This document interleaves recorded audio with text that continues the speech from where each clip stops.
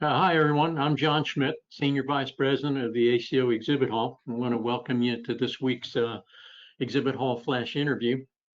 This week we have a guest that's a friend of mine for years and a very, very special person, Eric Weaver, who's the CEO of Accountable Care Learning Collaborative, the ACLC.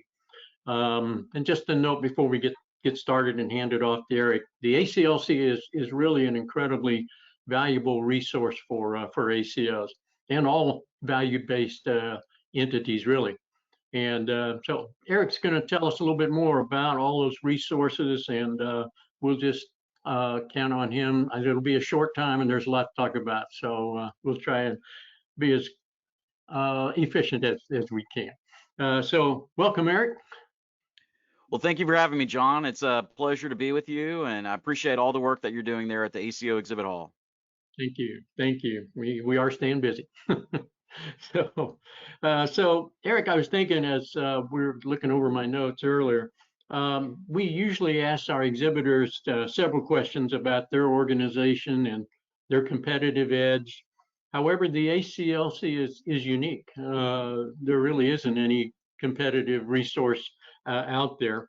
So given that, I'm just going to ask you to take a few minutes and just describe the ACLC and the resources that can be of help to ACOs, if you can do that for us. So I'm going to turn it over to you.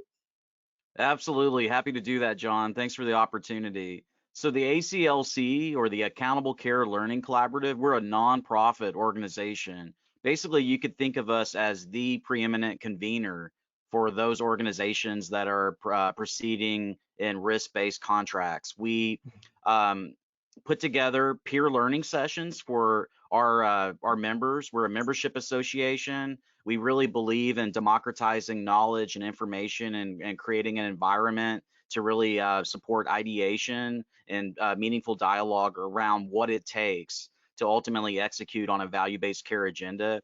We're an organization that's been around for about 5 years.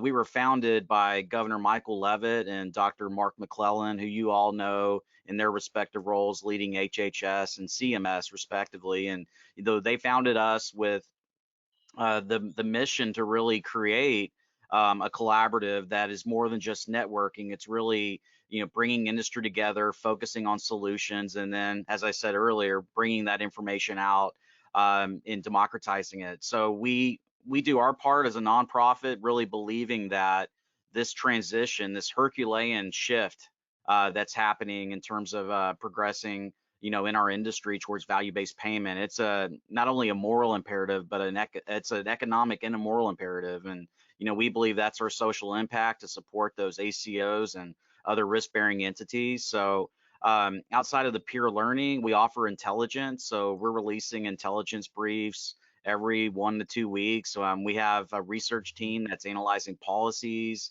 new APMs, looking at the provider and payer landscape, understanding trends. So a membership really equates to having at your fingertips the best knowledge and insights distilled down into actionable information, so you can make decisions on how to lead your organization in this risk-based payment landscape.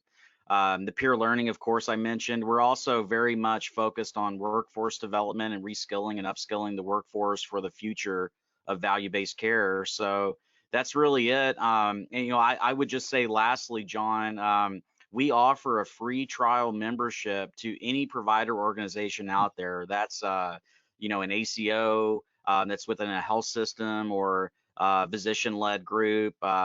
We offer this trial membership to really experience what it's like to access our learning collaborative, all the resources contained within. We really believe that the solutions for solving our healthcare industry are really based in those that are delivering the care. Of course, policy plays a big part of it, but we really want to bring everyone into the tent, make sure that there's a collegial environment to which we can share ideas. And if anyone wants to reach out to us with information on how to take a next step and and be a part of the membership through a trial basis, please reach out, and happy to extend that membership opportunity. Well, thanks, Eric. I knew there would be a lot to cover, and I know you interview a number of people in the ACO world as well, and I've listened to some of those podcasts, and they're always very, very informative. So thank you for the good work that the ACLC is doing.